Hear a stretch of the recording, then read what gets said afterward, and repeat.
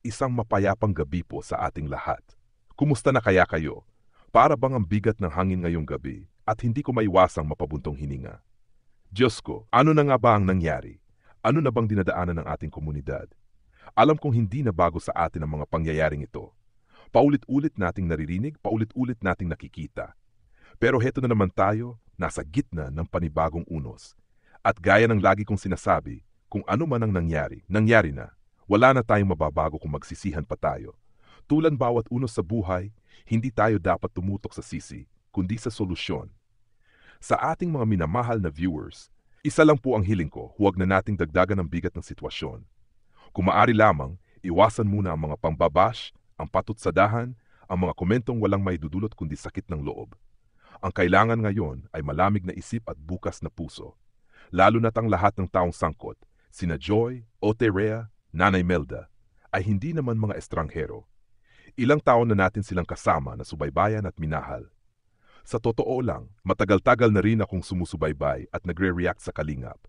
Marami na akong nakita, marami nang dumaan. Kaya siguro ganito na lang din ang panghihinayang ko. Ayaw ko talagang makita na mauwi sa pagkakawatak-watak ang samahan. Masakit makakita ng pamilyang unti-unting nahahati, lalo na kung ang punot dulo ay isang isyung pwede naman na pag-usapan. Nabanggit naman sa live ni Kuya Bal na may palugit hanggang Tuesday, 4 na araw para maayos, malinawan, at mapahupa ang sitwasyon. Pero tandaan po natin si Kuya Bal ay hindi literal na tao minsan magsalita. Minsan baligtad, minsan may lalim, minsan may reverse psychology. Kaya kung hindi pa natin siya lubusang kilala, huwag nating iseryoso ang bawat salita. Tungkol sa issue ng paghingi ng sorry, si Joy ba? Si Rhea ba? Kanino ba dapat manggaling? Sa akin lang po, ang tunay na paghingi ng tawad kahit kanino pa magmula ay dapat bukal sa puso. Hindi napipilit, hindi na puwing. Kapag ang paghingi ng sorry ay sincero, doon nagsisimula ang paghilom. Pero sino ba ang hindi maapektuhan dito? Pati si Kuya Val bilang ama ay natural lang na sumagot ng may bigat, lalo na't may narinig siyang salitang kurakot na idinidikit sa anak niya. Hindi natin siya masisisi. Hindi ibig sabihin galit siya, pero siyempre, nasaktan yung tatay sa loob niya. Normal lamang po yon. Kung tutuusin, kung sa simula pa lamang ay nagkaroon na ng harap-harapang pag-usap, baka hindi na tayo umabot sa ganitong antas. Kung noon pa sana'y may nagtawag, may nag-reach out, may nagpakumbaba, malamang tapos na ang issue. At dito ako talaga nang hihinayang. Sa isang iglap, 3 taon ng pagsasama, 3 taon ng tiwala, 3 taon ng pagtatanggol at pag-aalaga, parang biglang naglaho. Mabigat isipin na ang karyer ni Joy na ilang taon ding hinubog ay maaring maapektuhan dahil lamang sa isang hindi na pag-usapang issue. At hindi lang siya ang nadadamay, pati si Nanay Melda, si Rhea, pati mga taong walang kinalaman. Ang masakit pa, pati kami bilang mga reactor, ramdam din namin ang bigat. Nakakalungkot, nakaka-stress, nakakahalo-halo ng emosyon.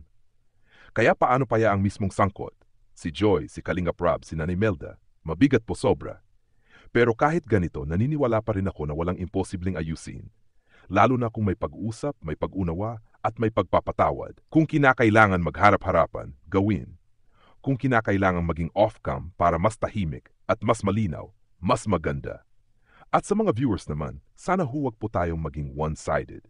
Huwag buti nga, huwag karma niya, huwag kasalanan niya yan. Mas mainam na pairalin muna natin ang kababaang loob.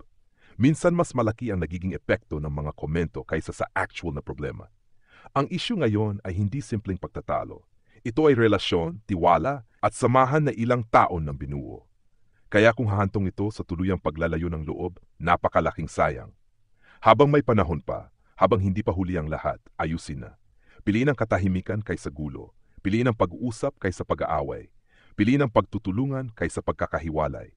Sa huli, isa lang ang gusto ko para sa ating lahat, na manumbalik ang maayos na samahan, ang respeto, ang tiwala, at ang pagkakaisa. Hanggang hindi pa huli ang oras, piliin nating ayusin ang dapat ayusin. Mas magaan sa dibdib ang kapayapaan kaysa sa pride. At yan lang talaga ang aking masasabi tayo. Tulan bawat unos sa buhay, hindi tayo dapat tumutok sa sisi, kundi sa solusyon. Sa ating mga minamahal na viewers, isa lang po ang hiling ko, huwag na nating dagdagan ng bigat ng sitwasyon. Kung maaari lamang, iwasan muna ang mga pambabash, ang patutsadahan, ang mga komentong walang maidudulot kundi sakit ng loob. Ang kailangan ngayon ay malamig na isip at bukas na puso. Lalo na't ang lahat ng taong sangkot, sina Joy, Ote Rhea, Nanay Melda, ay hindi naman mga estranghero. Ilang taon na natin silang kasama na subaybayan at minahal. Sa totoo lang, matagal-tagal na rin akong sumusubaybay at nagre-react sa Kalingap. Marami na akong nakita, marami nang dumaan. Kaya siguro ganito na lang din ang panghihinayang ko. Ayaw ko talagang makita na mauwi sa pagkakawatak-watak ang samahan. Masakit makakita ng pamilyang unti-unting nahahati, lalo na kung ang punot dulo ay isang isyung pwede naman na pag-usapan.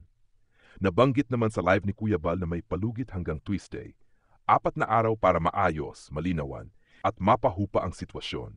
Pero tandaan po natin si Kuya Bal ay hindi literal na tao minsan magsalita. Minsan baligtad, minsan may lalim, minsan may reverse psychology.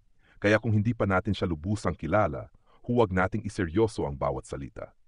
Tungkol sa issue ng paghingi ng sorry, si Joy ba? Si Rhea ba? Kanino ba dapat manggaling? Sa akin lang po, ang tunay na paghingi ng tawad kahit kanino pa magmula ay dapat bukal sa puso.